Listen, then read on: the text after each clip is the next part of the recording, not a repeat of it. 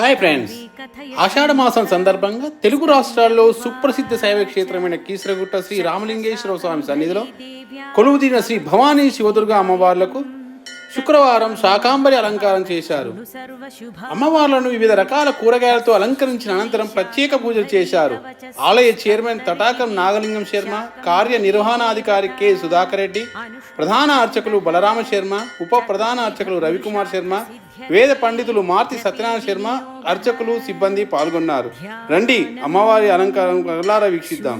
ఖడ్గం చడమరుం దధానామ భయప్రదం సింహాసనస్థాం ధ్యాయామి దేవీ శాకంభరీమహం అథ కవచం శాకంభరీ శిరపాతు నేత్రే మే రక్తదంతికా కర్ణోరమే నందజప్పాతు నాసికాం పాతు పార్వతీ.